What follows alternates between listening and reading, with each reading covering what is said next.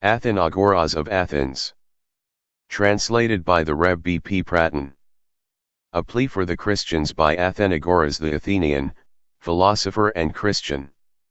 To the emperors Marcus Aurelius Antoninus and Lucius Aurelius Commodus, conquerors of Armenia and Sarmatia, and more than all, philosophers.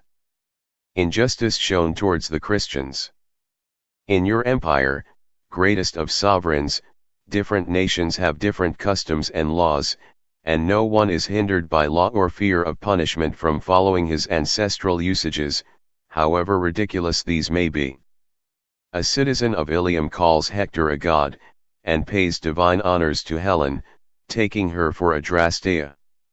The Lacedaemonian venerates Agamemnon as Zeus, and Philon the daughter of Tyndarus, and the man of Tyndas worships Tenes. The Athenian sacrifices to Erechtheus as Poseidon. The Athenians also perform religious rites and celebrate mysteries in honor of Agraulus and Pandrosus, women who were deemed guilty of impiety for opening the box. In short, among every nation and people, men offer whatever sacrifices and celebrate whatever mysteries they please. The Egyptians reckon among their gods even cats, and crocodiles, and serpents, and asps, and dogs.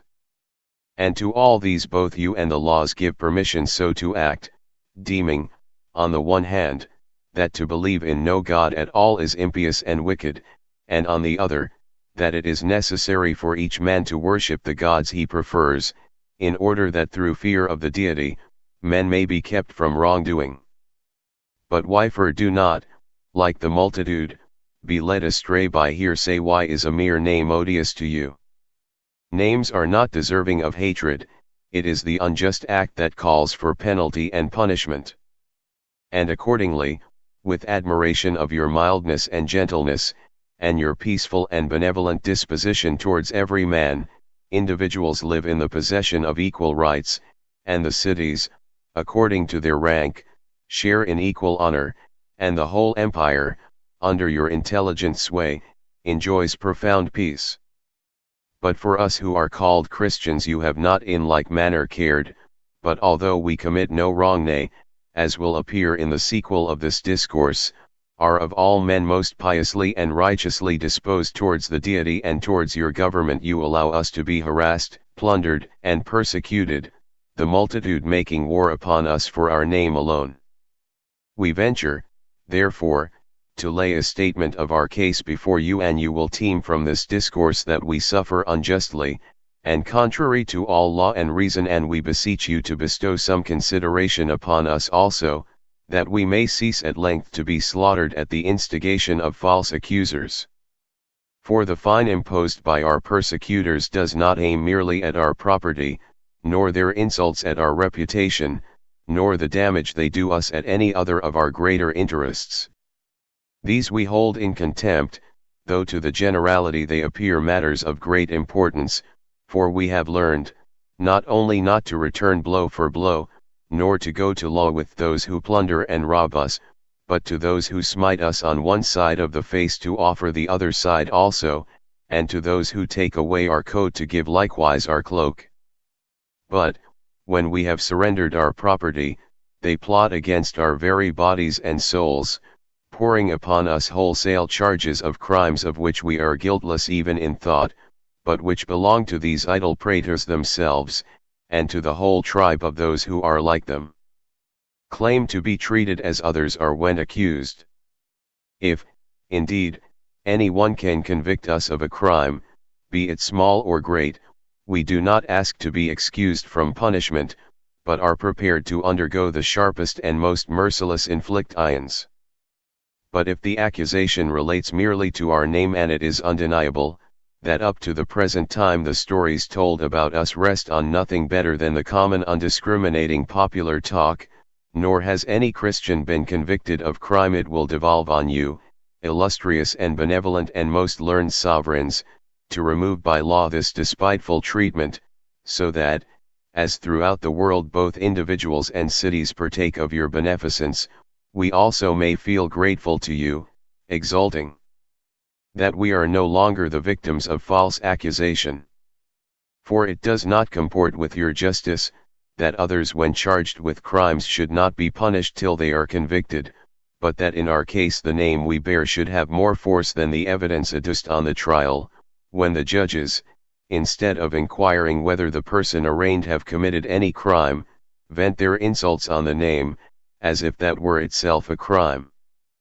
But no name in and by itself is reckoned either good or bad. Names appear bad or good according as the actions underlying them are bad or good. You, however, have yourselves a dear knowledge of this, since you are well instructed in philosophy and all learning.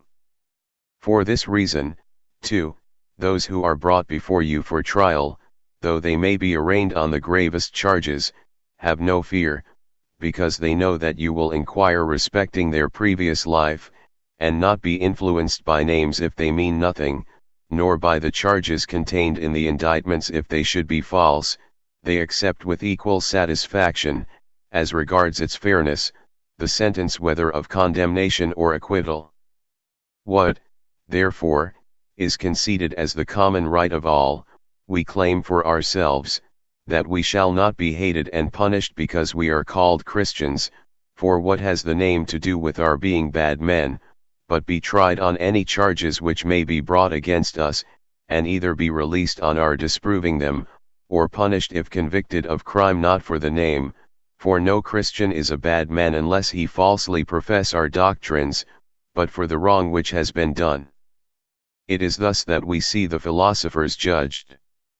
None of them before trial is deemed by the judge either good or bad on account of his science or art, but if found guilty of wickedness he is punished, without thereby affixing any stigma on philosophy, for he is a bad man for not cultivating philosophy in a lawful manner, but science is blameless, while if he refutes the false charges he is acquitted.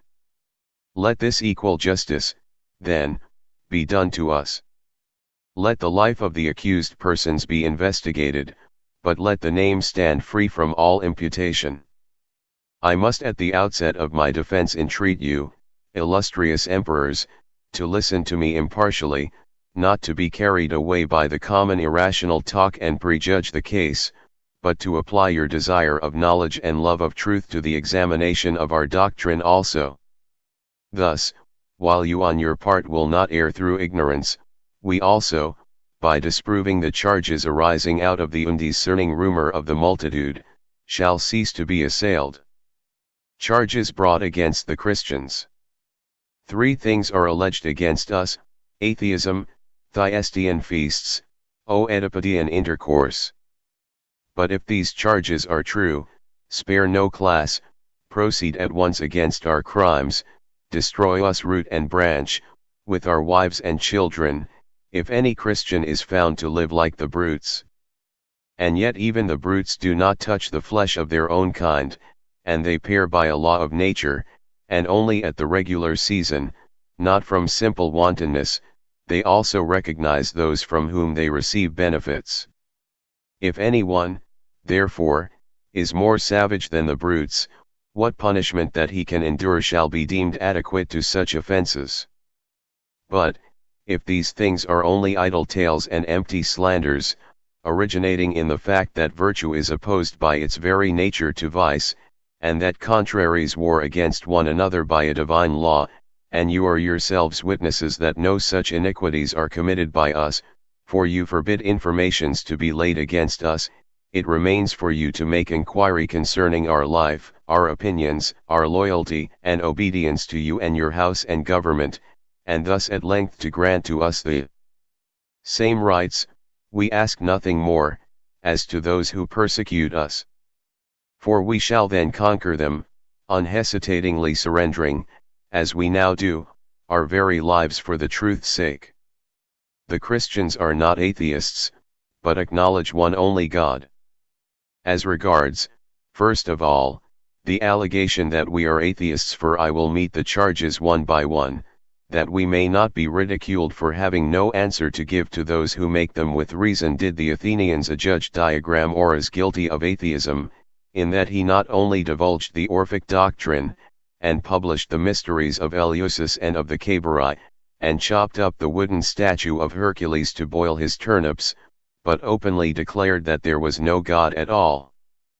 But to us, who distinguish God from matter, and teach that matter is one thing and God another, and that they are separated by a wide interval, for that the deity is uncreated and eternal, to be beheld by the understanding and reason alone, while matter is created and perishable, is it not absurd to apply the name of atheism? If our sentiments were like those of Athenagoras, while we have such incentives to piety in the established order, the universal harmony, the magnitude, the color, the form, the arrangement of the world with reason, might our reputation for impiety, as well as the cause of our being thus harassed, be charged on ourselves. But, since our doctrine acknowledges one God, the maker of this universe, who is himself uncreated, for that which is does not come to be, but that which is not, but has made all things by the Logos which is from him, we are treated unreasonably in both respects, in that we are both defamed and persecuted. Testimony of the poets to the unity of God. Poets and philosophers have not been voted atheists for inquiring concerning God. Euripides, speaking of those who, according to popular preconception, are ignorantly called gods, says doubtingly, if Zeus indeed does reign in heaven above, he ought not on the righteous ills to send. But speaking of him who is apprehended by the understanding as matter of certain knowledge, he gives his opinion decidedly, and with intelligence, thus seest thou on high him who, with humid arms, clasps both the boundless ether and the earth? Him reckon Zeus, and him regard as God. For, as to these so-called gods, he neither saw any real existences, to which a name is usually assigned, underlying them, Zeus, for instance, who Zeus is I know not, but by report, nor that any names were given to realities which actually do exist, for of what use are names to those who have no real existences underlying them, but him he did see by means of his works, considering with an eye to things unseen the things which are manifest in air, in ether, on earth. Him therefore, from whom proceed all created things, and by whose spirit they are governed, he concluded to be God, and Sophocles agrees with him, when he says there is one God, in truth there is but one, who made the heavens, and the broad earth beneath. Euripides is speaking of the nature of God, which fills his works with beauty, and teaching both where God must be, and that he must be one. Opinions of the philosophers as to the one God. Philolaus, too, when he says that all things are included in God as in a stronghold, teaches that he is one, and that he is superior to matter. Lysis and Opsimus thus define God, the one says that he is an ineffable number, the other that he is the excess of the greatest number beyond that which comes nearest to it. So that since 10 is the greatest number according to the Pythagoreans, being the tetractes, and containing all the arithmetic and harmonic principles, and the 9 stands next to it, God is a unit that is, 1. For the greatest number exceeds the next least by 1. Then there are Plato and Aristotle. Not that I am about to go through all that the philosophers have said about God, as if I wished to exhibit a complete summary of their opinions, for I know that, as you excel all men in intelligence and in the power of your rule, in the same proportion do you surpass them all in an accurate acquaintance with all learning, cultivating as you do each several branch with more success than even those who have devoted themselves exclusively to any one. But, inasmuch as it is impossible to demonstrate without the citation of names that we are not alone in confining the notion of God to unity, I have ventured on an enumeration of opinions. Plato, then, says, to find out the maker and father of this universe is difficult, and, when found, it is impossible to declare him to all, conceiving of one uncreated and eternal God. And if he recognizes others as well, such as the sun, moon, and stars, yet he recognizes them as created, gods, offspring of gods, of whom I am the maker, and the father of works which are indissoluble apart from my will, but whatever is compounded can be dissolved. If, therefore, Plato is not an atheist for conceiving of one uncreated God, the framer of the universe, neither are we atheists who acknowledge and firmly hold that he is God who has framed all things by the Logos, and holds them in being by his Spirit.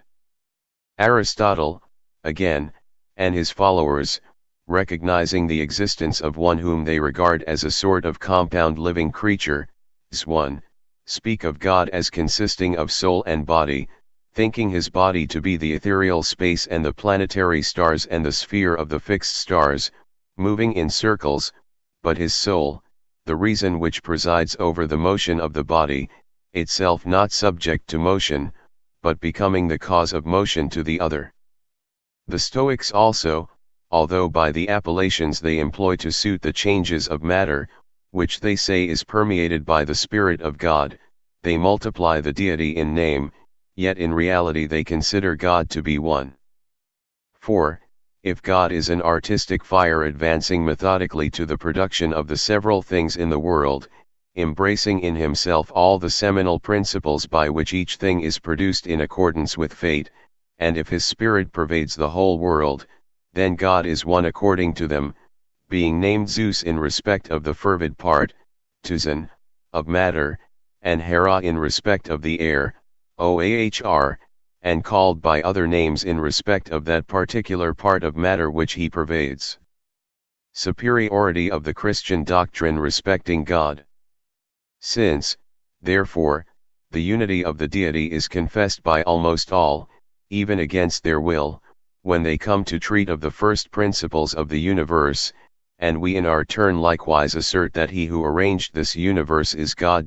Why is it that they can say and write with impunity what they please concerning the deity, but that against us a law lies in force, though we are able to demonstrate what we apprehend and justly believe, namely that there is one God, with proofs and reason accordant with truth? For poets and philosophers, as to other subjects so also to this, have applied themselves in the way of conjecture, moved, by reason of their affinity with the afflatus from God, each one by his own soul, to try whether he could find out and apprehend the truth, but they have not been found competent fully to apprehend it, because they thought fit to learn, not from God concerning God, but each one from himself. Hence they came each to his own conclusion respecting God, and matter, and forms, and the world. But we have for witnesses of the things we apprehend and believe, prophets, men who have pronounced concerning God and the things of God, guided by the Spirit of God. And you too will admit, excelling all others as you do in intelligence and in piety towards the true God, to Ontwiscian, that it would be irrational for us to cease to believe in the Spirit from God, who moved the mouths of the prophets like musical instruments, and to give heed to mere human opinions. Absurdities of polytheism.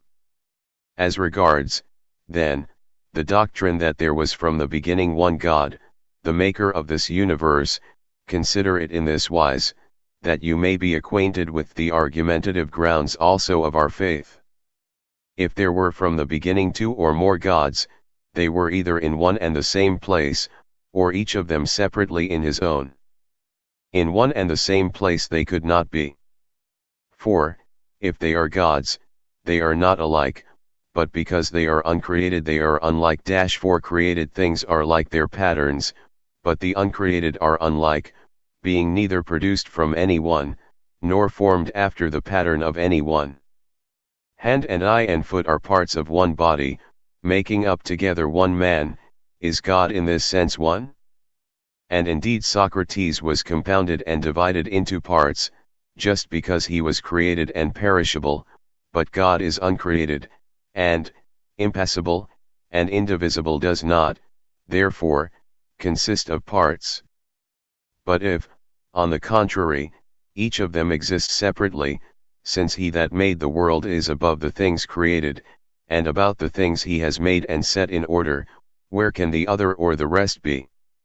For if the world, being made spherical, is confined within the circles of heaven, and the creator of the world is above the things created, managing that by his providential care of these, what place is there for the second God, or for the other gods?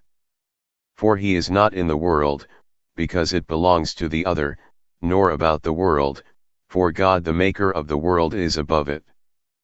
But if he is neither in the world nor about the world, for all that surrounds it is occupied by this one, where is he? Is he above the world and the first God? In another world, or about another? But if he is in another or about another, then he is not about us, for he does not govern the world, nor is his power great, for he exists in a circumscribed space. But if he is neither in another world, for all things are filled by the other, nor about another, for all things are occupied by the other, he clearly does not exist at all, for there is no place in which he can be. Or what does he do, seeing there is another to whom the world belongs, and he is above the maker of the world, and yet is neither in the world nor about the world? Is there, then, some other place where he can stand? But God, and what belongs to God, are above him. And what, too, shall be the place, seeing that the other fills the regions which are above the world? Perhaps he exerts a providential care? By no means. And yet, unless he does so, he has done nothing. If, then, he neither does anything nor exercises providential care, and if there is not another place in which he is, then this being of whom we speak is the one God from the beginning, and the sole maker of the world. The testimony of the prophets. If we satisfied ourselves with advancing such considerations as these, our doctrines might by some be looked upon as human. But, since the voices of the prophets confirm our arguments, for I think that you also, with your great zeal for knowledge, and your great attainments in learning, cannot be ignorant of the writings either of Moses or of Isaiah and Jeremiah, and the other prophets, who, lifted in ecstasy above the natural operations of their minds by the impulses of the divine Spirit, uttered the things with which they were inspired, the Spirit making use of them as a flute player breathes into a flute. What?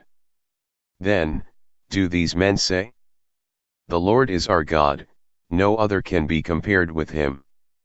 And again, I am God, the first and the last, and besides me there is no God. In like manner, before me there was no other God, and after me there shall be none. I am God, and there is none besides me. And as to his greatness, heaven is my throne, and the earth is the footstool of my feet. What house will ye build for me, or what is the place of my rest? But I leave it to you, when you meet with the books themselves, to examine carefully the prophecies contained in them, that you may on fitting grounds defend us from the abuse cast upon us. The Christians worship the Father, Son, and Holy Ghost.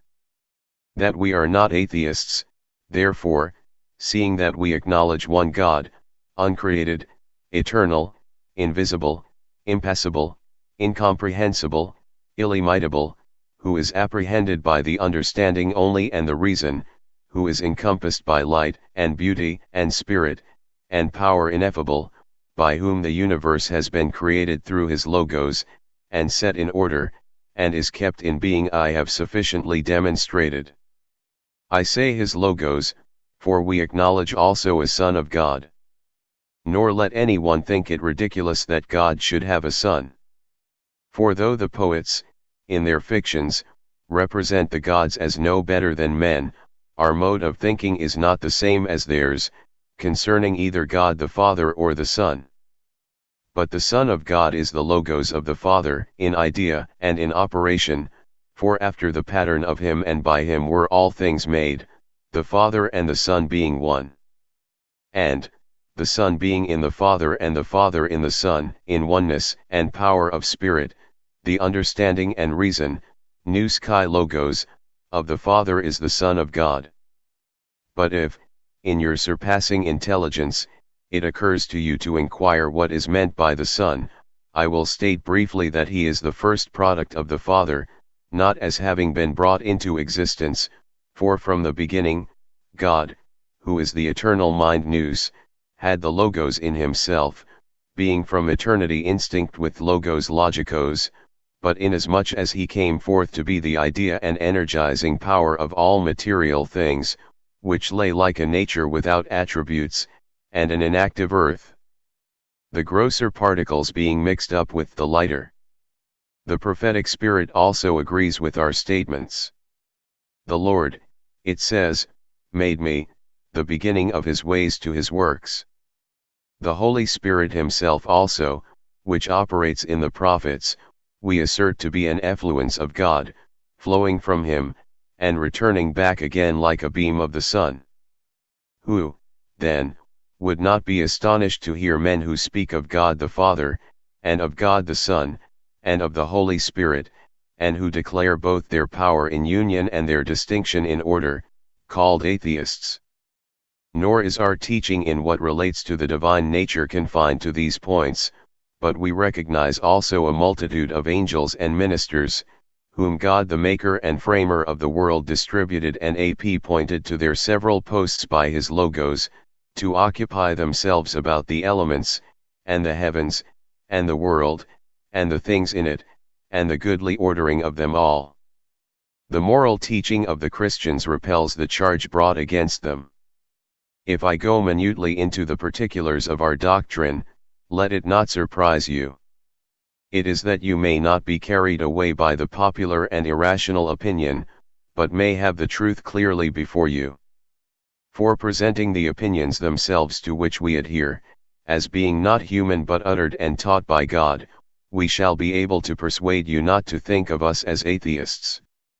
What, then, are those teachings in which we are brought up?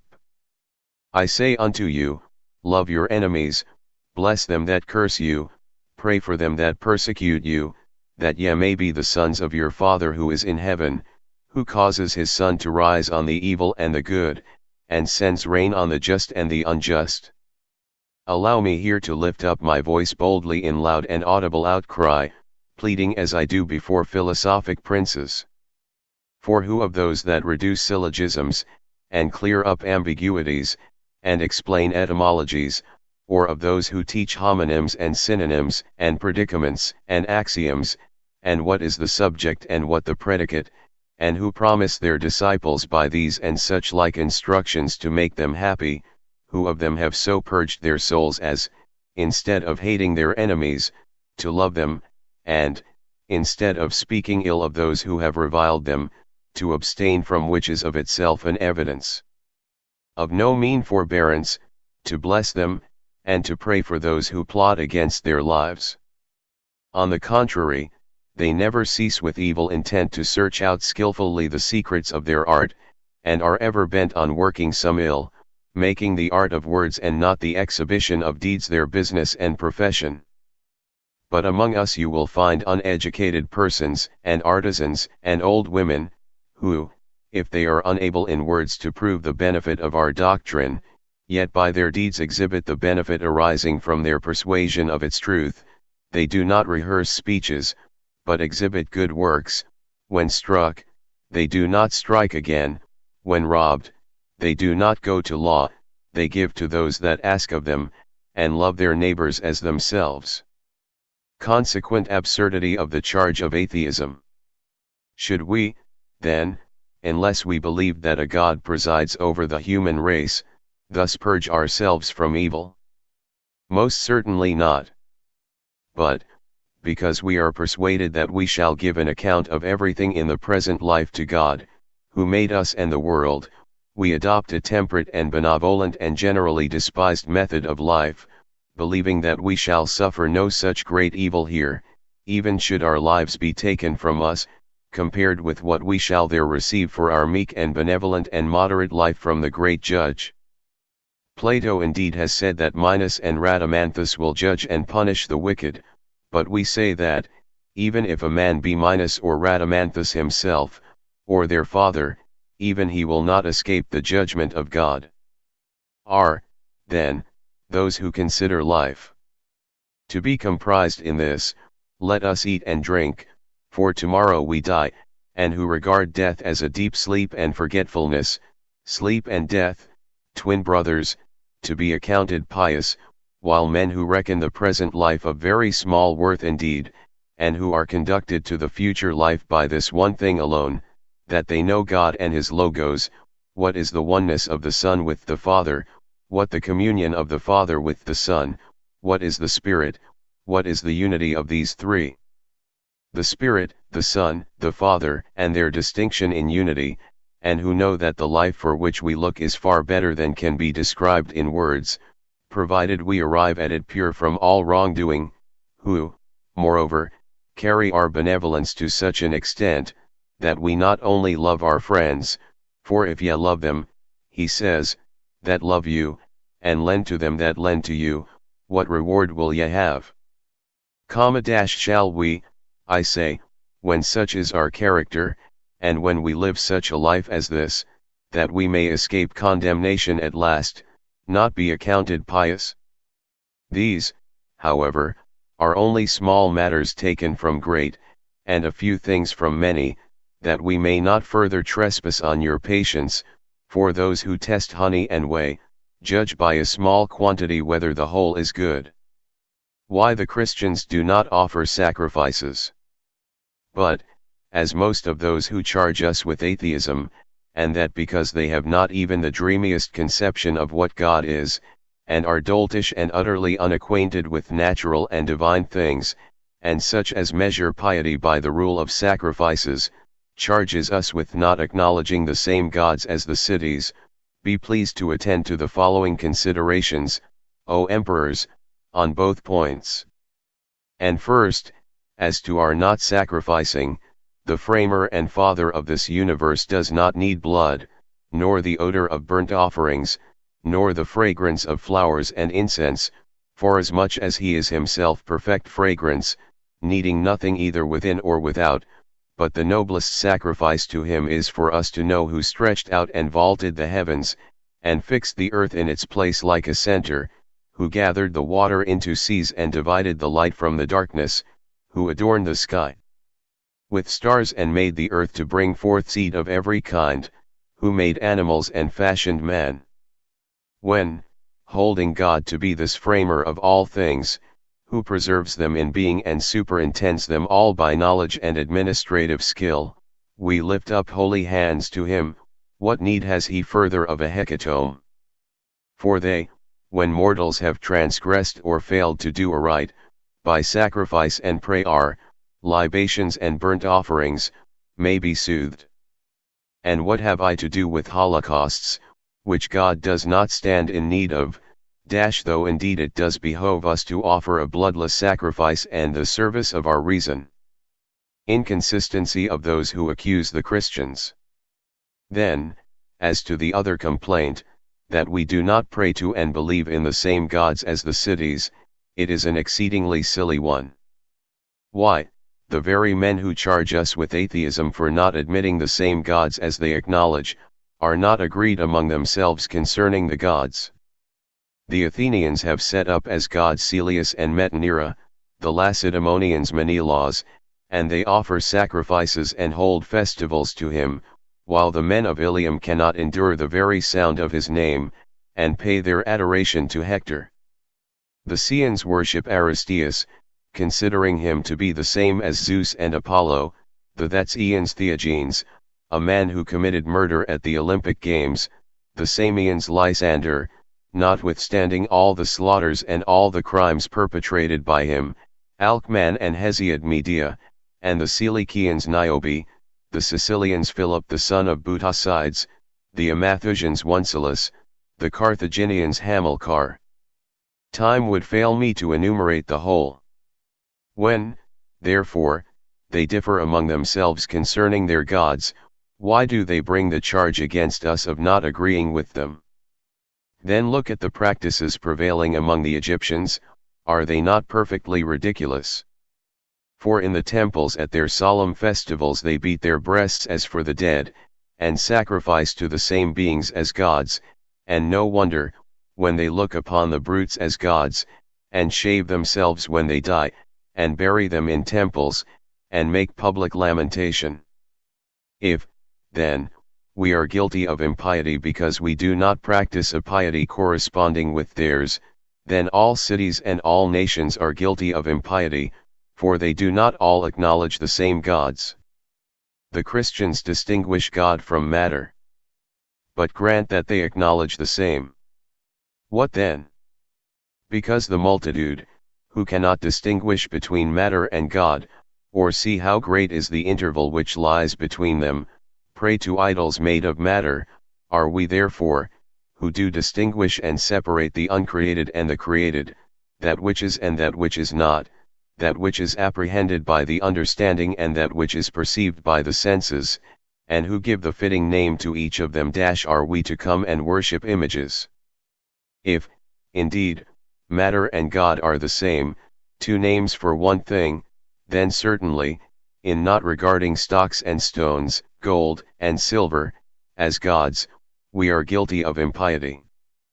But if they are at the greatest possible remove from one another, as far asunder as the artist and the materials of his art, why are we called to account? For as is the potter and the clay, matter being the clay, and the artist the potter, so is God, the framer of the world, and matter, which is subservient to him for the purposes of his art. But as the clay cannot become vessels of itself without art, so neither did matter, which is capable of taking all forms, receive, apart from God the framer, distinction and shape and order. And as we do not hold the pottery of more worth than him who made it, nor the vessels or glass and gold than him who wrought them, but if there is anything about them elegant in art, we praise the artificer, and it is he who reaps the glory of the vessels. Even so with matter and God, the glory and honor of the orderly arrangement of the world belongs of right not to matter, but to God, the framer of matter. So that, if we were to regard the various forms of matter as gods, we should seem to be without any sense of the true God, because we should be putting the things which are dissoluble and perishable on a level with that which is eternal. The Christians do not worship the universe. Beautiful without doubt is the world, excelling, as well in its magnitude as in the arrangement of its parts, both those in the oblique circle and those about the north, and also in its spherical form. Yet it is not this, but its artificer, that we must worship. For when any of your subjects come to you, they do not neglect to pay their homage to you, their rulers and lords, from whom they will obtain whatever they need, and address themselves to the magnificence of your palace, but, if they chance to come upon the royal residence, they bestow a passing glance of admiration on its beautiful structure, but it is to you yourselves that they show honor, as being all in all. You sovereigns, indeed, rear and adorn your palaces for yourselves, but the world was not created because God needed it, for God is himself everything to himself. Light unapproachable, a perfect world, spirit, power, reason. If, therefore, the world is an instrument in tune, and moving in well-measured time, I adore the being who gave its harmony, and strikes its notes, and sings the accordant strain, and not the instrument. For at the musical contests the adjudicators do not pass by the lute players and crown the lutes. Whether, then, as Plato says, the world be a product of divine art, I admire its beauty, and adore the artificer, or whether it be his essence and body, as the Peripatetics affirm, we do not neglect to adore God, who is the cause of the motion of the body, and descend to the poor and weak elements, adoring in the impassible air, as they term it, passable matter, or, if any one apprehends the several parts of the world to be powers of God, we do not approach and do homage to the powers, but their Maker and Lord. I do not ask of matter what it has not to give, nor passing God by do I pay homage to the elements, which can do nothing more than what they were bidden, for, although they are beautiful to look upon, by reason of the art of their framer, yet they still have the nature of matter. And to this view Plato also bears testimony, for, says he, that which is called heaven and earth has received many blessings from the Father, but yet partakes of body, hence it cannot possibly be free from change. If, therefore, while I admire the heavens and the elements in respect of their art, I do not worship them as gods, knowing that the law of dissolution is upon them, how can I call those objects gods of which I know the makers to be men? Attend, I beg, to a few words on this subject. The names of the gods and their images are but of recent date. An apologist must adduce more precise arguments than I have yet given, both concerning the names of the gods, to show that they are of recent origin, and concerning their images, to show that they are, so to say, but of yesterday. You yourselves, however, are thoroughly acquainted with these matters, since you are versed in all departments of knowledge, and are beyond all other men familiar with the ancients. I assert, then, that it was Orpheus and Homer and Hesiod who gave both genealogies and names to those whom they call gods. Such, too, is the testimony of Herodotus. My opinion, he says, is that Hesiod and Homer preceded me by 400 years, and no more, and it was they who framed a theogony for the Greeks, and gave the gods their names, and assigned them their several honors and functions, and described their forms. Representations of the gods, again, were not in use at all, so long as statuary and painting and sculpture were unknown, nor did they become common until Sorius the Samian, and Crito the Sicinian, and Cleanthes the Corinthian, and the Corinthian damsel appeared, when drawing in outline was invented by Sorius, who sketched a horse in the sun, and painting by Crito, who painted in oil on a whitened tablet the outlines of a man and woman, and the art of making figures in relief, choroplagic, was invented by the damsel, who, being in love with a person, traced his shadow on a wall as he lay asleep, and her father, being delighted with the exactness of the resemblance, he was a potter, carved out the sketch and filled it up with clay. This figure is still preserved at Corinth. After these, Daedalus and Theodorus the Milesian further invented sculpture and statuary. You perceive, then, that the time since representations of form and the making of images began is so short, that we can name the artist of each particular god. The image of Artemis at Ephesus, for example, and that of Athena, or rather of Athla, for so is she named by those who speak more in the style of the mysteries, for thus was the ancient image made of the olive tree called, and the sitting figure of the same goddess, were made by Endoeus, a pupil of Daedalus. The Pythian god was the work of Theodorus and Telecles, and the Delian god and Artemis are due to the art of Tectius and Angelio. Hera in Samos and in Argos came from the hands of Smilus. And the other statues were by Phidias.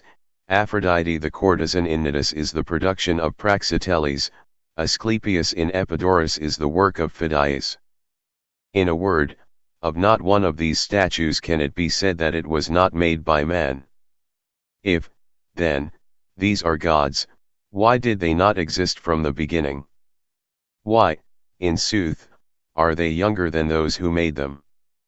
Why, in sooth, in order to their coming into existence, did they need the aid of men and art? They are nothing but earth, and stones, and matter, and curious art. The gods themselves have been created, as the poets confess. But, since it is affirmed by some that, although these are only images, yet there exist gods in honor of whom they are made, and that the supplications and sacrifices presented to the images are to be referred to the gods, and are in fact made to the gods, and that there is not any other way of coming to them, for 'tis hard for man to meet in presence visible a god, and whereas, in proof that such is the fact, they adduce the energies possessed by certain images, let us examine into the power attached to their names. And I would beseech you, greatest of emperors, before I enter on this discussion, to be indulgent to me while I bring forward true considerations, For it is not my design to show the fallacy of idols, but, by disproving the calumnies vented against us, to offer a reason for the course of life we follow. May you, by considering yourselves, be able to discover the heavenly kingdom also. For as all things are subservient to you, Father and Son, who have received the kingdom from above, for the king's soul is in the hand of God, saith the prophetic Spirit, so to the one God and the Logos proceeding from Him, the Son, apprehended by us as inseparable from Him, all things are in like manner subjected. This then especially I beg you carefully to consider. The gods, as they affirm, were not from the beginning, but every one of them has come into existence just like ourselves. And in this opinion they all agree.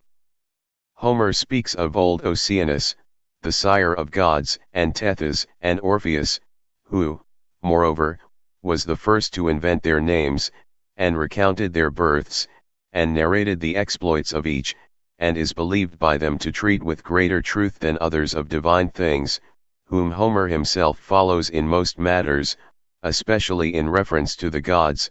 He, too, has fixed their first origin to be from water Oceanus, the origin of all. For, according to him, water was the beginning of all things, and from water mud was formed, and from both was produced an animal, a dragon with the head of a lion growing to it, and between the two heads there was the face of a god, named Heracles, and Cronus. This Heracles generated an egg of enormous size, which, on becoming full, was, by the powerful friction of its generator, burst into two, the part at the top receiving the form of heaven, Auranos, and the lower part that of earth, Gh. The goddess Ge, moreover, came forth with a body, and Auranos, by his union with Ge, begot females, Clotho, Lachesis, and Atropo, and males, the 100-handed Cotys, Gyges, Briareus, and the Cyclopes Brontes, and Steropes, and Argos, whom also he bound and hurled down to Tartarus, having learnt that he was to be ejected from his government by his children, whereupon Ge, being enraged, brought forth the Titans. The godlike Gala bore to Auranos sons who are by the name of Titans known, because they vengeance took on Auranos, majestic, glittering with his starry crown. The philosophers agree with the poets respecting the gods. Such was the beginning of the existence both of their gods and of the universe. Now what are we to make of this? For each of those things to which divinity is ascribed is conceived of as having existed from the first. For, if they have come into being, having previously had no existence, as those say who treat of the gods, they do not exist. For, a thing is either uncreated and eternal, or created and perishable. Nor do I think one thing and the philosophers another. What is that which always is, and has no origin, or what is that which has been originated, yet never is? Discoursing of the intelligible and the sensible, Plato teaches that that which always is, the intelligible, is unoriginated, but that which is not, the sensible, is originated, beginning to be and ceasing to exist. In like manner, the Stoics also say that all things will be burnt up and will again exist, the world receiving another beginning. But if, although there is, according to them, a twofold cause, one active and governing, namely providence, the other passive and changeable, namely matter, it is nevertheless impossible for the world, even though under the care of providence, to remain in the same state, because it is created. How can the constitution of these gods remain, who are not self-existent, but have been originated? And in what are the gods superior to matter, since they derive their constitution from water? But not even water, according to them, is the beginning of all things. From simple and homogeneous elements what could be constituted? Moreover, matter requires an artificer, and the artificer requires matter. For how could figures be made without matter or an artificer? Neither, again, is it reasonable that matter should be older than God, for the efficient cause must of necessity exist before the things that are made. Absurd representations of the gods. If the absurdity of their theology were confined to saying that the gods were created, and owed their constitution to water, since I have demonstrated that nothing is made which is not also liable to dissolution, I might proceed to the remaining charges. But, on the one hand, they have described their bodily forms, speaking of Hercules, for instance, as a god in the shape of a dragon coiled up, of others as 100-handed, of the daughter of Zeus, whom he begot of his mother Rhea, or of Demeter, as having 2 eyes in the natural order, and 2 in her forehead, and the face of an animal on the back part of her neck, and as having also horns, so that Rhea, frightened at her monster of a child, fled from her, and did not give her the breast, qhlh. Whence mystically she is called Athla, but commonly Persephone and Cora, though she is not the same as Athena, who is called Cora from the pupil of the eye, n. On the other hand, they have described their admirable achievements, as they deem them, how Cronus, for instance, mutilated his father, and hurled him down from his chariot, and how he murdered his children, and swallowed the males of them, and how Zeus bound his father, and cast him down to Tartarus, as did Ouranos also to his sons. And fought with the Titans for the government, and how he persecuted his mother Rhea when she refused to wed him, and, she becoming a she-dragon, and he himself being changed into a dragon, bound her with what is called the Herculean knot, and accomplished his purpose, of which fact the rod of Hermes is a symbol, and again, how he violated his daughter Persephone, in this case also assuming the form of a dragon, and became the father of Dionysus. In face of narrations like these, I must say at least this much: what that is becoming or useful is there in such a history, that we must believe Cronus, Zeus, Cora, and the rest, to be gods. Is it the descriptions of their bodies? Why, what man of judgment and reflection will believe that a viper was begotten by a god, thus Orpheus but from the sacred womb Phans begot another offspring, horrible and fierce, in sight a frightful viper, on whose head were hairs, its face was comely, but the rest, from the neck downwards, bore the aspect dire of a dread dragon, or who will admit that Phans himself, being a firstborn god, for he it was that was produced from the egg, has the body or shape of a dragon, or was swallowed by Zeus, that Zeus might be too large to be contained. For if they differ in no respect from the lowest brutes, since it is evident that the deity must differ from the things of earth and those that are derived from matter, they are not gods. How, then, I ask, can we approach them as suppliants, when their origin resembles that of cattle, and they themselves have the form of brutes, and are ugly to behold? Impure loves ascribed to the gods. But should it be said that they only had fleshly forms, and possess blood and seed, and the affections of anger and sexual desire, even then we must regard such assertions as nonsensical and ridiculous, for there is neither anger, nor desire, and appetite, nor procreative seed, in gods. Let them, then, have fleshly forms, but let them be superior to wrath and anger, that Athena may not be seen burning with rage and inly wroth with Jove, nor Hera appear thus Juno's breast could not contain her rage. And let them be superior to grief. A woeful sight mine eyes behold, a man I love in flight around the walls.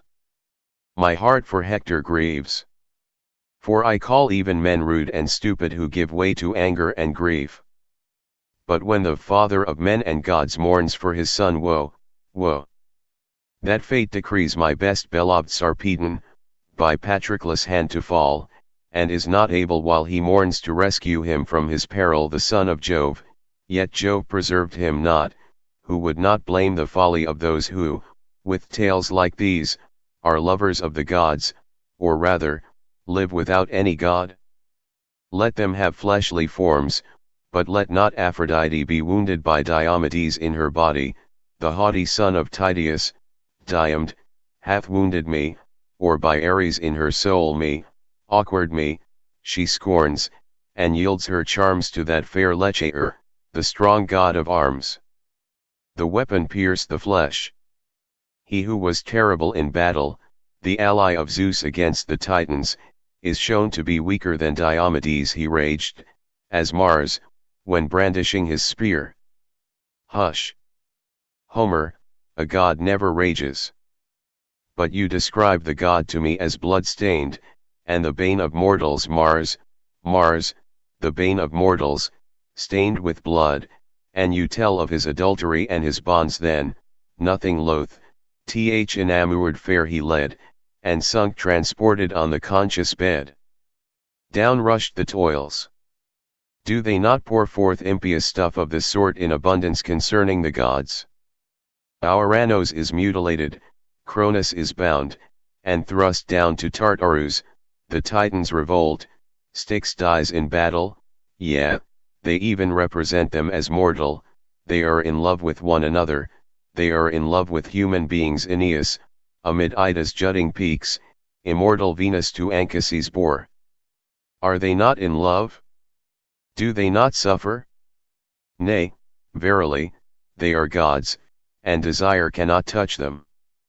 Even though a god assume flesh in pursuance of a divine purpose, he is therefore the slave of desire. For never yet did such a flood of love, for goddess, or for mortal, fill my soul, not for Ixion's beauteous wife, who bore Pirithous, sage in council as the gods, nor the neat-footed maiden Danae, a Chryseis daughter, her who Perseus bore, observed of all, nor noble Phoenix child. Nor for Semele, nor for Alcmena fair. No, nor for Ceres, golden-tressed queen, nor for Latona bright, nor for thyself. He is created, he is perishable, with no trace of a god in him. Nay, they are even the hired servants of men. Admetus halls, in which I have endured to praise the menial table, though a god. And they tend cattle, and coming to this laud, I cattle fed, for him that was my host, and kept this house. Admetus, therefore, was superior to the god.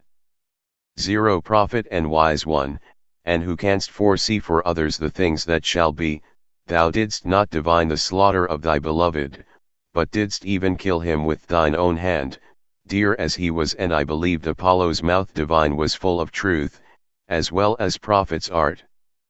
Aeschylus is reproaching Apollo for being a false prophet, the very one who slugs while at the feast, the one who said these things, alas! Is he who slew my son? Pretended symbolical explanations. But perhaps these things are poetic vagary, and there is some natural explanation of them, such as this by Empedocles: let Jove be fire, and Juno source of life, with Pluto and Nestus, who bathes with tears the human founts.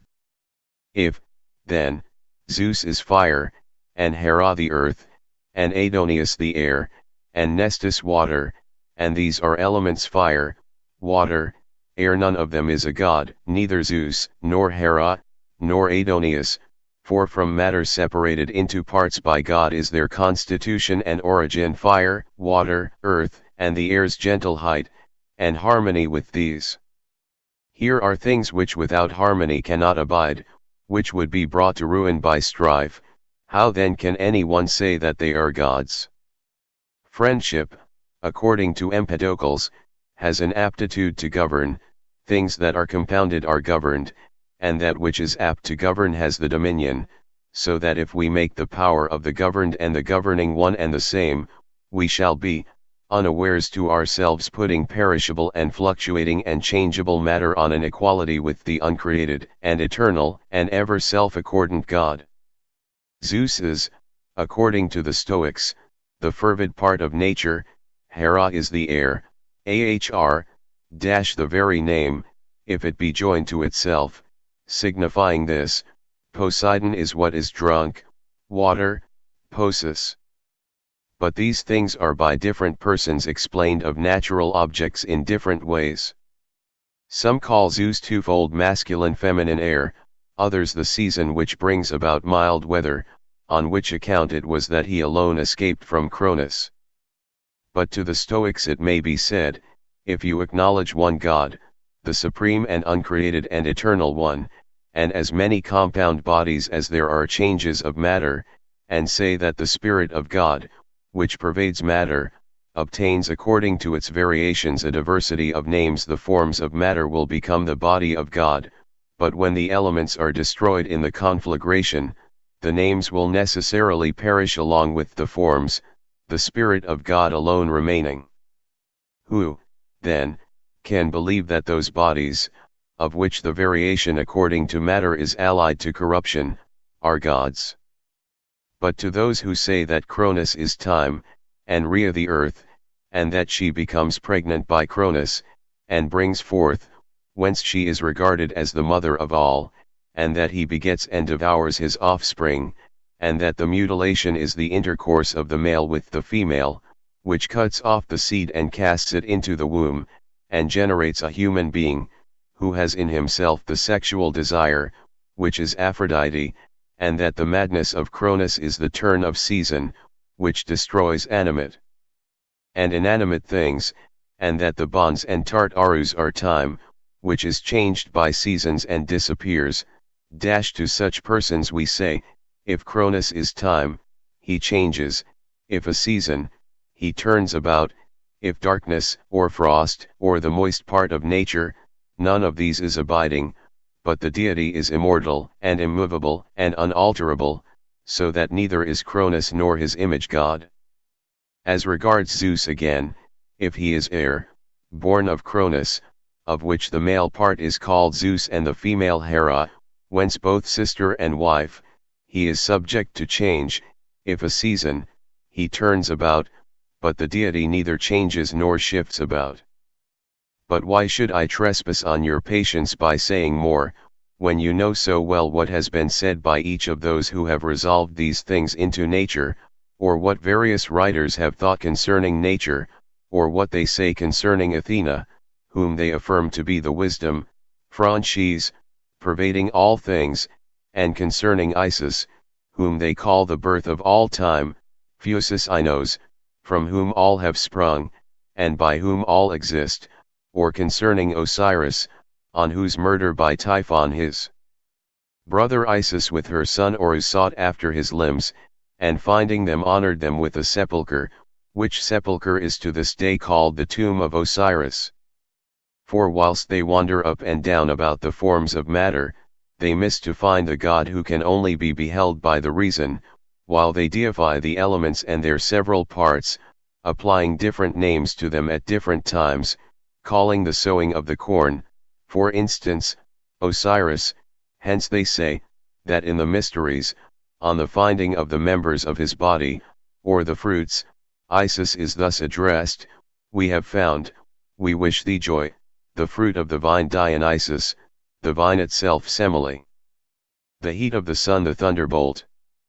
And yet, in fact, they who refer the fables to actual gods, do anything rather than add to their divine character, for they do not perceive, that by the very defense they make for the gods, they confirm the things which are alleged concerning them. What have Europa, and the bull, and the swan, and Leda, to do with the earth and air, that the abominable intercourse of Zeus with them should be taken for the intercourse of the earth and air? But missing to discover the greatness of God, and not being able to rise on high with their reason, for they have no affinity for the heavenly place, they pine away among the forms of matter, and rooted to the earth, deify the changes of the elements, just as if any one should put the ship he sailed in the place of the steersman. But as the ship, although equipped with everything, is of no use if it have not a steersman, so neither are the elements, though arranged in perfect order, of any service apart from the providence of God. For the ship will not sail of itself, and the elements without their framer will not move. Opinions of Thales and Plato. You may say, however, since you excel all men in understanding, how comes it to pass, then, that some of the idols manifest power, if those to whom we erect the statues are not gods? For it is not likely that images destitute of life and motion can of themselves do anything without a mover. That in various places, cities, and nations, certain effects are brought about in the name of idols, we are far from denying. None the more, however, if some have received benefit, and others, on the contrary, suffered harm, shall we deem those to be gods who have produced the effects in either case. But I have made careful inquiry, both why it is that you think the idols to have this power, and who they are that, usurping their names, produce the effects. It is necessary for me, however, in attempting to show who they are that produce the effects ascribed to the idols, and that they are not gods, to have recourse to some witnesses from among the philosophers. First Thales, as those who have accurately examined his opinions report, divides superior beings into God, demons, and heroes. God he recognizes as the intelligence, nous, of the world. By demons he understands beings possessed of soul, eukakai, and by heroes the separated souls of men, the good being the good souls, and the bad the worthless. Plato again, while withholding his assent on other points, also divides superior beings into the uncreated God and those produced by the uncreated One for the adornment of heaven, the planets, and the fixed stars, and into demons, concerning which demons, while he does not think fit to speak himself, he thinks that those ought to be listened to who have spoken about them.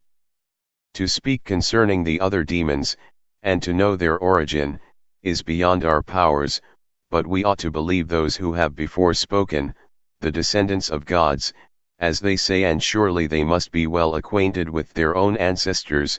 It is impossible, therefore, to disbelieve the sons of gods, even though they speak without probable or convincing proofs, but as they profess to tell of their own family affairs, we are bound, in pursuance of custom, to believe them. In this way, then, let us hold and speak as they do concerning the origin of the gods themselves. Of Ge and Auranos were born Oceanus and Tethys, and of these Phorcus, Cronus, and Rhea, and the rest, and of Cronus and Rhea, Zeus, Hera, and all the others, who, we know, are all called their brothers, besides other descendants again of these. Did, then, he who had contemplated the eternal intelligence and God who is apprehended by reason, and declared his attributes his real existence, the simplicity of his nature, the good that flows forth from him that is truth, and discoursed of primal power, and how all things are about the King of all, and all things exist for his sake, and he is the cause of all, and about 2 and 3, that he is the second moving about the seconds, and the third about the thirds, did this man think that to learn the truth concerning those who are said to have been produced from sensible things, namely earth and heaven, was a task transcending his powers? It is not to be believed for a moment. But because he thought it impossible to believe that gods beget and are brought forth, since everything that begins to be is followed by an end, and, for this is much more difficult, to change the views of the multitude, who receive the fables without examination, on this account it was that he declared it to be beyond his powers to know and to speak concerning the origin of the other demons, since he was unable either to admit or teach that gods were begotten. And as regards that saying of his, the great sovereign in heaven, Zeus, driving a winged car, advances first, ordering and managing all things, and there follow him a host of gods and demons. This does not refer to the Zeus who is said to have sprung from Cronus, for here the name is given to the maker of the universe. This is shown by Plato himself, not being able to designate him by another title that should be suitable, he availed himself of the popular name, not as peculiar to God, but for distinctness, because it is not possible to discourse of God to all men as fully as one might, and he adds at the same time the epithet great, so as to distinguish the heavenly from the earthly, the uncreated from the created, who is younger than heaven and earth, and younger than the Cretans, who stole him away, that he might not be killed by his father. Concerning the angels and giants, what need is there, in speaking to you who have searched into every department of knowledge, to mention the poets, or to examine opinions of another kind? Let it suffice to say thus much. If the poets and philosophers did not acknowledge that there is one God, and concerning these gods were not of opinion, some that they are demons, others that they are matter, and others that they once were men, there might be some show of reason for our being harassed as we are, since we employ language which makes a distinction between God and matter, and the natures of the two. For, as we acknowledge a God, and a Son his Logos, and a Holy Spirit, united in essence the Father, the Son, the Spirit, because the Son is the intelligence, reason, wisdom of the Father, and the Spirit an effluence, as light from fire, so also do we apprehend the existence of other powers, which exercise dominion about matter, and by means of it, and one in particular, which is hostile to God, not that anything is really opposed to God, like strife to friendship, according to Empedocles, and night to day, according to the appearing and disappearing of the stars, for even if anything had placed itself in opposition to God, it would have ceased to exist, its structure being destroyed by the power and might of God, but that to the good that is in God, which belongs of necessity to him, and coexists with him, as color with body, without which it has no existence, not as being part of it, but as an attendant property coexisting with it, united and blended. Just as it is natural for fire to be yellow and the ether dark blue, to the good that is in God, I say, the Spirit which is about matter, who was created by God, just as the other angels were created by him, and entrusted with the control of matter and the forms of matter, is opposed. For this is the office of the angels to exercise providence for God over the things created and ordered by him, so that God may have the universal and general providence of the whole, while the particular parts are provided for by the angels appointed over them. Just as with men, who have freedom of choice as to both virtue and vice, for you would not either honor the good or punish the bad, unless vice and virtue were in their own power, and some are diligent in the matters entrusted to them by you, and others faithless, so is it among the angels. Some, free agents, you will observe, such as they were created by God, continued in those things for which God had made and over which he had ordained them, but some outraged both the constitution of their nature and the government entrusted to them, namely, this ruler of matter and its various forms, and others of those who were placed about this first firmament. You know that we say nothing without witnesses, but state the things which have been declared by the prophets. These fell into impure love of virgins, and were subjugated by the flesh, and he became negligent and wicked in the management of the things entrusted to him. Of these lovers of virgins, therefore, were begotten those who are called giants. And if something has been said by the poets, too, about the giants, be not surprised at this. Worldly wisdom and divine differ as much from each other as truth and plausibility, the one is of heaven and the other of earth, and indeed, according to the prince of matter we know we oft speak lies that look like troughs. The poets and philosophers have denied a divine providence. These angels, then, who have fallen from heaven, and haunt the air and the earth, and are no longer able to rise to heavenly things, and the souls of the giants, which are the demons who wander about the world, perform actions similar, the one, that is, the demons, to the natures they have received, the other, that is, the angels, to the appetites they have indulged. But the prince of matter, as may be seen merely from what transpires, exercises a control and management contrary to the good that is in God. Oft-times this anxious thought has crossed my mind, whether 'tis chance or deity that rules the small affairs of men, and, spite of hope as well as justice, drives to exile some stripped of all means of life, while others still continue to enjoy prosperity.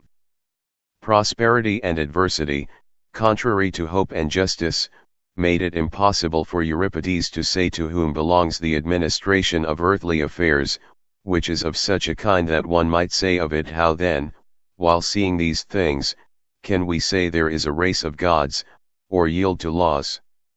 The same thing led Aristotle to say that the things below the heaven are not under the care of providence, although the eternal providence of God concerns itself equally with us below.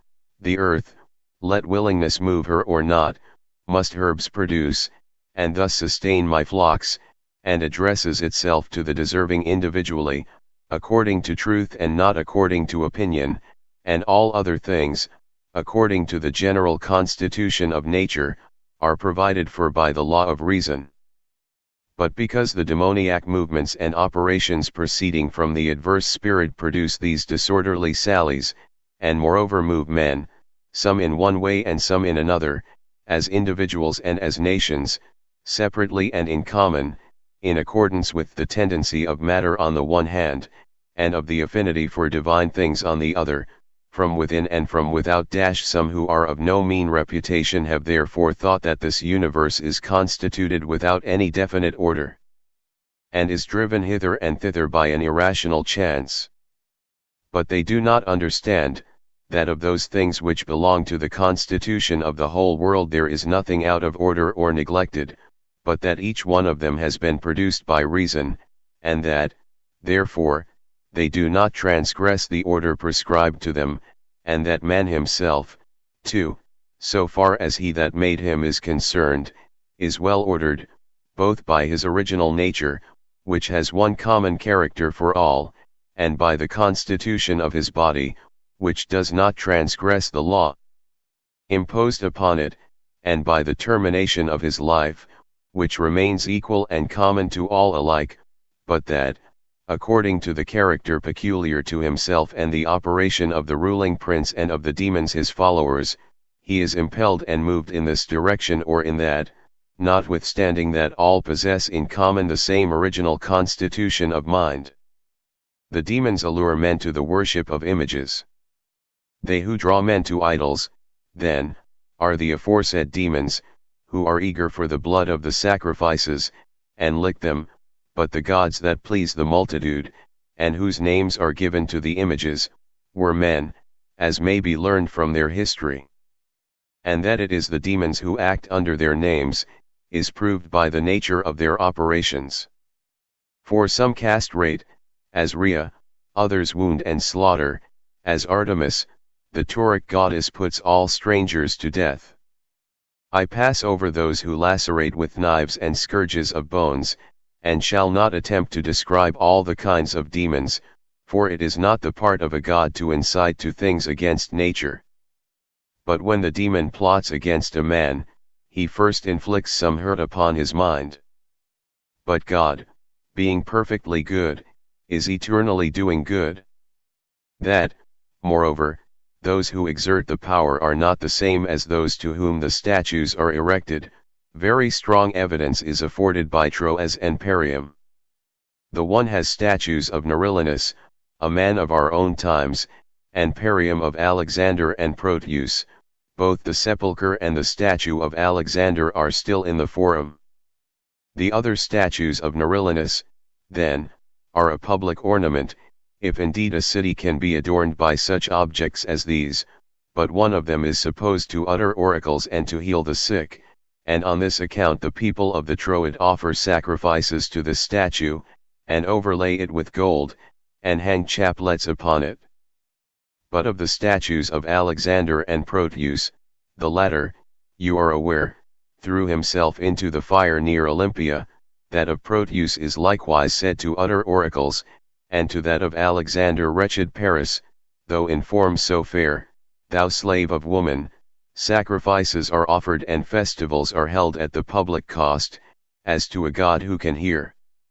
Is it, then, Nerilinus, and Proteus, and Alexander who exert these energies in connection with the statues, or is it the nature of the matter itself? But the matter is brass. And what can brass do of itself, which may be made again into a different form, as Amasis treated the footpan, as told by Herodotus? And Nerilinus, and Proteus, and Alexander, what good are they to the sick? For what the image is said now to effect, it effected when Nerilinus was alive and sick. Artifices of the demons. What then? In the first place, the irrational and fantastic movements of the soul about opinions produce a diversity of images, idea, from time to time, some they derive from matter, and some they fashion and bring forth for themselves, and this happens to a soul especially when it partakes of the material spirit and becomes mingled with it, looking not at heavenly things and their maker, but downwards to earthly things, wholly at the earth, as being now mere flesh and blood, and no longer pure spirit. These irrational and fantastic movements of the soul, then, give birth to empty visions in the mind, by which it becomes madly set on idols. When, too, a tender and susceptible soul, which has no knowledge or experience of sounder doctrines, and is unaccustomed to contemplate truth, and to consider thoughtfully the Father and Maker of all things, gets impressed with false opinions respecting itself, then the demons who hover about matter, greedy of sacrificial odors and the blood of victims, and ever ready to lead men into error, avail themselves of these delusive movements of the souls of the multitude, and, taking possession of their thoughts, cause to flow into the mind empty visions as if coming from the idols and the statues, and when, too, a soul of itself, as being immortal, moves conformably to reason, either predicting the future or healing the present, the demons claim the glory for themselves. The heathen gods were simply men. But it is perhaps necessary, in accordance with what has already been adduced, to say a little about their names. Herodotus, then, and Alexander the son of Philip, in his letter to his mother, and each of them is said to have conversed with the priests at Heliopolis and Memphis and Thebes, affirm that they learned from them that the gods had been men. Herodotus speaks thus: of such a nature were, they said, the beings represented by these images, they were very far indeed from being gods. However, in the times anterior to them it was otherwise. Then Egypt had gods for its rulers, who dwelt upon the earth with men, one being always supreme above the rest. The last of these was Horus the son of Osiris, called by the Greeks Apollo. He deposed Typhon, and ruled over Egypt as its last god-king. Osiris is named Dionysus, Bacchus, by the Greeks. Almost all the names of the gods came into Greece from Egypt. Apollo was the son of Dionysus and Isis, as Herodotus likewise affirms. According to the Egyptians, Apollo and Diana are the children of Bacchus and Isis, while Latona is their nurse and their preserver. These beings of heavenly origin they had for their first kings, partly from ignorance of the true worship of the deity, partly from gratitude for their government, they esteemed them as gods together with their wives. The male kine, if clean, and the male calves are used for sacrifice by the Egyptians universally, but the females, they are not allowed to sacrifice, since they are sacred to Isis. The statue of this goddess has the form of a woman but with horns like a cow, resembling those of the Greek representations of Io. And who can be more deserving of credit in making these statements, than those who in family succession son from father, received not only the priesthood, but also the history? For it is not likely that the priests, who make it their business to commend the idols to men's reverence, would assert falsely that they were men. If Herodotus alone had said that the Egyptians spoke in their histories of the gods as of men, when he says, "What they told me concerning their religion it is not my intention to repeat, Except only the names of their deities, things of very trifling importance, it would behove us not to credit even Herodotus as being a fabulist. But as Alexander and Hermes surnamed Trismegistus, who shares with them in the attribute of eternity, and innumerable others, not to name them individually, declare the same, no room is left even for doubt that they, being kings, were esteemed gods. That they were men, the most learned of the Egyptians also testify, who, while saying that ether, earth, sun, moon, are gods, regard the rest as mortal men, and the temples as their sepulchres. Athenagoras, too, asserts the same thing in his treatise concerning the gods. But Herodotus calls even their sufferings mysteries. The ceremonies at the feast of Isis in the city of Busiris have been already spoken of. It is there that the whole multitude, both of men and women, many thousands in number, beat themselves at the close of the sacrifice in honor of a god whose name a religious scruple forbids me to mention. If they are gods, they are also immortal, but if people are beaten for them, and their sufferings are mysteries, they are men, as Herodotus himself says. Here, too, in this same precinct of Minerva at Sais, is the burial place of one whom I think it not right to mention in such a connection. It stands behind the temple against the back wall, which it entirely covers. There are also some large stone obelisks in the enclosure, and there is a lake near them, adorned with an edging of stone. In form it is circular, and in size, as it seemed to me, about equal to the lake at Delos called the Hoop. On this lake it is that the Egyptians represent by night his sufferings, whose name I refrain from mentioning, and this representation they call their mysteries. And not only is the sepulchre of Osiris shown, but also his embalming. When a body is brought to them, they show the bearer various models of corpses made in wood, and painted so as to resemble nature. The most perfect is said to be after the manner of him whom I do not think it religious to name in connection with such a matter. Proof of the same from the poets. But among the Greeks, also, those who are eminent in poetry and history say the same thing. Thus of Heracles, that lawless wretch, that man of brutal strength, deaf to heaven's voice, the social right transgressed. Such being his nature, deservedly did he go mad, and deservedly did he light the funeral pile and burn himself to death. Of Asclepius, Hesiod says, the mighty father both of gods and men was filled with wrath, and from Olympus top with flaming thunderbolt cast down and slew Latona's well-loved son, such was his ire. And Pindar, but even wisdom is ensnared by gain. The brilliant bribe of gold seen in the hand of him perverted, therefore Cronus' son with both hands quickly stopped his vital breath, and by a bolt of fire ensured his doom. Either, therefore, they were gods and did not hanker after gold, O gold, the fairest prize to mortal men, which neither mother equals in delight, nor children dear, for the deity is in want of naught, and is superior to carnal desire, nor did they die, or, having been born men, they were wicked by reason of ignorance, and overcome by love of money. What more need I say, or refer to Castor, or Pollux, or Amphiaraus, who, having been born, so to speak, only the other day, men of men, are looked upon as gods, when they imagine even Ino after her madness and its consequent sufferings to have become a goddess. See rovers will her name look at Hea. And her son August Polyemon, sailors will invoke. Reasons why divinity has been ascribed to men. For if detestable and God-hated men had the reputation of being gods, and the daughter of Derstu, Semiramis, a lascivious and blood-stained woman, was esteemed a Syria goddess, and if, on account of Derstu, the Syrians worship doves and Semiramis, for, a thing impossible, a woman was changed into a dove, the story is in Tisias, what wonder if some should be called gods by their people on the ground of their rule and sovereignty.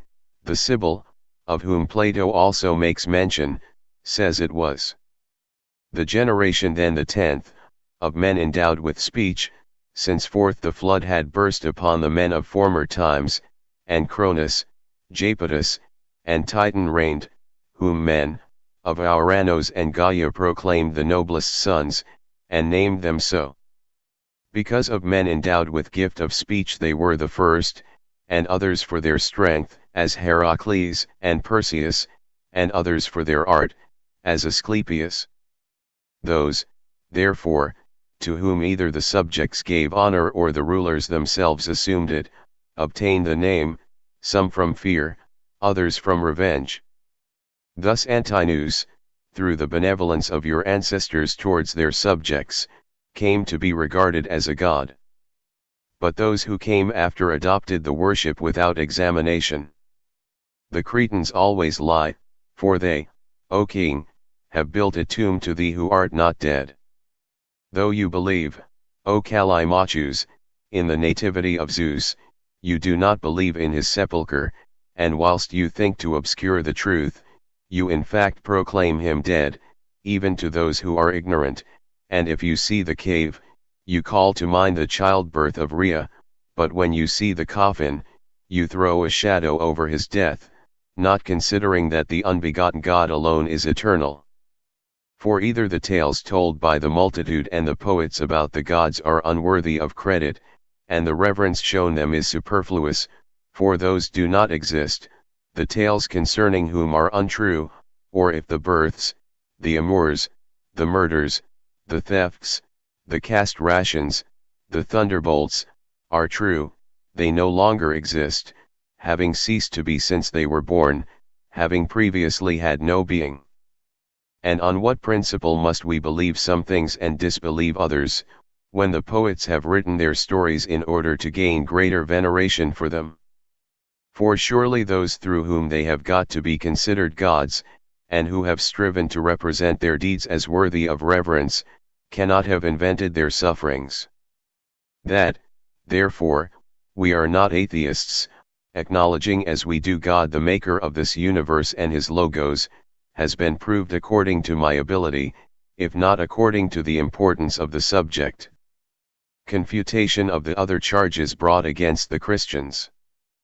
But they have further also made up stories against us of impious feasts and forbidden intercourse between the sexes, both that they may appear to themselves to have rational grounds of hatred, and because they think either by fear to lead us away from our way of life, or to render the rulers harsh and inexorable by the magnitude of the charges they bring. But they lose their labor with those who know that from of old it has been the custom, and not in our time only, for vice to make war on virtue. Thus Pythagoras, with 300 others, was burned to death, Heraclitus and Democritus were banished, the one from the city of the Ephesians, the other from Abdera, because he was charged with being mad, and the Athenians condemned Socrates to death. But as they were none the worse in respect of virtue because of the opinion of the multitude, so neither does the undiscriminating calumny of some persons cast any shade upon us as regards rectitude of life, for with God we stand in good repute. Nevertheless, I will meet these charges also, although I am well assured that by what has been already said I have cleared myself to you. For as you excel all men in intelligence, you know that those whose life is directed towards God as its rule, so that each one among us may be blameless and irreproachable before him, will not entertain even the thought of the slightest sin. For if we believed that we should live only the present life, then we might be suspected of sinning, through being enslaved to flesh and blood, or overmastered by gain or carnal desire, but since we know that God is witness to what we think and what we say both by night and by day, and that he, being himself light, sees all things in our heart, we are persuaded that when we are removed from the present life we shall live another life, better than the present one, and heavenly, not earthly. Since we shall abide near God, and with God, free from all change or suffering in the soul, not as flesh, even though we shall have flesh, but as heavenly spirit, or, falling with the rest, a worse one and in fire, For God has not made us as sheep or beasts of burden, a mere bywork, and that we should perish and be annihilated. On these grounds it is not likely that we should wish to do evil, or deliver ourselves over to the great judge to be punished. Elevated morality of the Christians. It is, however, nothing wonderful that they should get up tales about us such as they tell of their own gods, of the incidents of whose lives they make mysteries. But it behoved them, if they meant to condemn shameless and promiscuous intercourse, to hate either Zeus, who begot children of his mother Rhea and his daughter Cora, and took his own sister to wife, or Orpheus, the inventor of these tales, which made Zeus more unholy and detestable than Thyestes himself, for the latter defiled his daughter in pursuance of an oracle, and when he wanted to obtain the kingdom and avenge himself. But we are so far from practicing promiscuous intercourse, that it is not lawful among us to indulge even a lustful look. For, saith he that looketh on a woman to lust after her, hath committed adultery already in his heart. Those, then, who are forbidden to look at anything more than that for which God formed the eyes, which were intended to be a light to us, and to whom a wanton look is adultery, the eyes being made for other purposes, and who are to be called to account for their very thoughts, how can any one doubt that such persons practice self-control? For our account lies not with human laws, which a bad man can evade. At the outset I proved to you, sovereign lords, that our doctrine is from the teaching of God, but we have a law which makes the measure of rectitude to consist in dealing with our neighbor as ourselves. On this account, too, according to age, we recognize some as sons and daughters, others we regard as brothers and sisters, and to the more advanced in life we give the honor due to fathers and mothers. On behalf of those, then, to whom we apply the names of brothers and sisters, and other designations of relationship, we exercise the greatest care that their bodies should remain undefiled and uncorrupted, for the Logos again says to us, if any one kiss a second time because it has given him pleasure, he sins, adding, therefore the kiss, or rather the salutation, should be given with the greatest care, since, if there be mixed with it the least defilement of thought, it excludes us from eternal life. Chastity of the Christians with respect to marriage. Therefore, having the hope of eternal life, we despise the things of this life, even to the pleasures of the soul, each of us reckoning her his wife whom he has married according to the laws laid down by us, and that only for the purpose of having children. For as the husbandman throwing the seed into the ground awaits the harvest, not sowing more upon it, so to us the procreation of children is the measure of our indulgence in appetite. Nay, you would find many among us, both men and women, growing old unmarried, in hope of living in closer communion with God. But if the remaining in virginity and in the state of an eunuch brings nearer to God, while the indulgence of carnal thought and desire leads away from him, in those cases in which we shun the thoughts, much more do we reject the deeds. For we bestow our attention, not on the study of words, but on the exhibition and teaching of actions. That a person should either remain as he was born, or be content with one marriage, for a second marriage is only a specious adultery. For whosoever puts away his wife, says he, and marries another, commits adultery, not permitting a man to send her away whose virginity he has brought to an end, nor to marry again. For he who deprives himself of his first wife, even though she be dead, is a cloaked adulterer, resisting the hand of God, because in the beginning God made one man and one woman, and dissolving the strictest union of flesh with flesh, formed for the intercourse of the race. The vast difference in morals between the Christians and their accusers. But though such is our character, oh, why should I speak of things unfit to be uttered? The things said of us are an example of the proverb, the harlot reproves the chaste. For those who have set up a market for fornication and established infamous resorts for the young for every kind of vile pleasure who do not abstain even from males, males with males committing shocking abominations, outraging all the noblest and comeliest bodies in all sorts of ways, so dishonoring the fair workmanship of God, for beauty on earth is not self-made, but sent hither by the hand and will of God, these men, I say, revile us for the very things which they are conscious of themselves, and ascribe to their own gods, boasting of them as noble deeds, and worthy of the gods. These adulterers and pederasts defame the eunuchs and the once married, while they themselves live like fishes, for these gulp down whatever fails in their way, and the stronger chases the weaker, and, in fact, this is to feed upon human flesh, to do violence in contravention of the very laws which you and your ancestors, with due care for all that is fair and right, have enacted, so that not even the governors of the provinces sent by you suffice for the hearing of the complaints against those, to whom it even is not lawful, when they are struck, not to offer themselves for more blows, nor when defamed not to bless, for it is not enough to be just, and justice is to return like for like, but it is incumbent on us to be good and patient of evil. The Christians condemn and detest all cruelty. What man of sound mind, therefore, will affirm, while such is our character, that we are murderers? For we cannot eat human flesh till we have killed someone. The former charge, therefore, being false, if any one should ask them in regard to the second, whether they have seen what they assert, not one of them would be so barefaced as to say that he had. And yet we have slaves, some more and some fewer, by whom we could not help being seen, but even of these, not one has been found to invent even such things against us.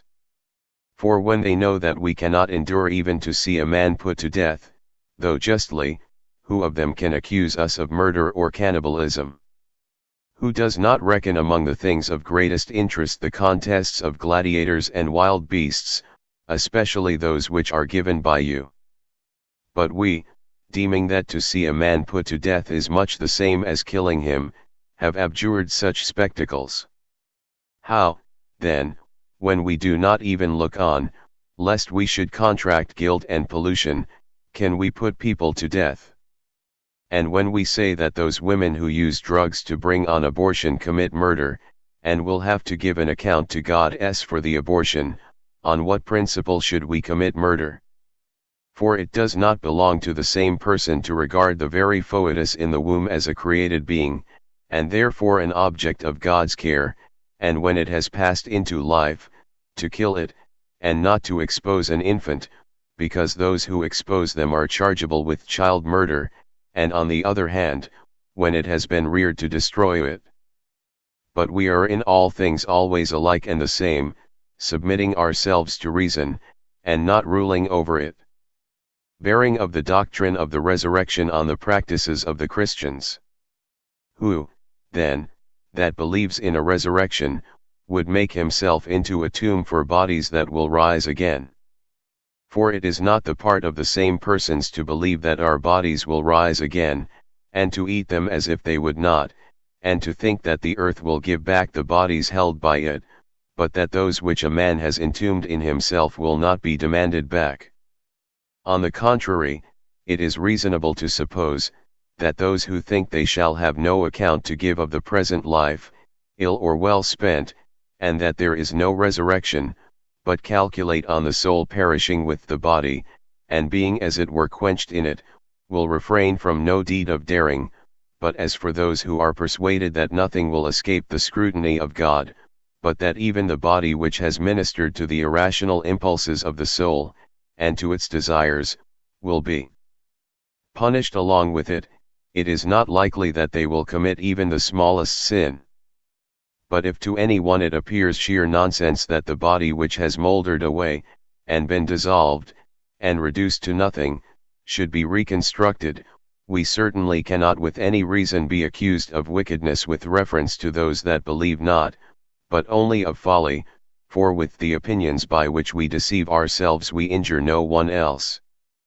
But that it is not our belief alone that bodies will rise again, but that many philosophers also hold the same view, it is out of place to show just now, lest we should be thought to introduce topics irrelevant to the matter in hand, either by speaking of the intelligible and the sensible, and the nature of these respectively, or by contending that the incorporeal is older than the corporeal, and that the intelligible precedes the sensible, although we become acquainted with the latter earliest.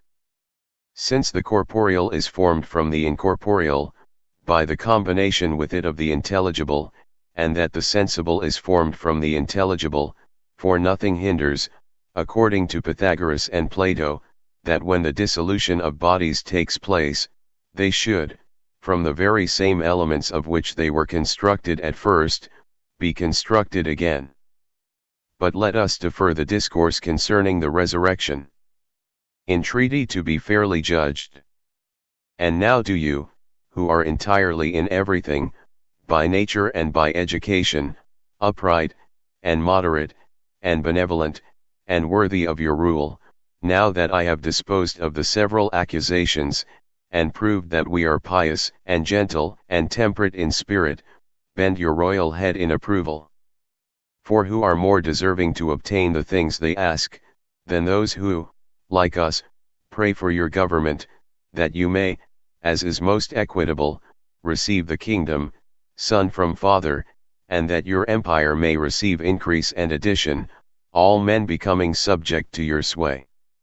And this is also for our advantage, that we may lead a peaceable and quiet life, and may ourselves readily perform all that is commanded us.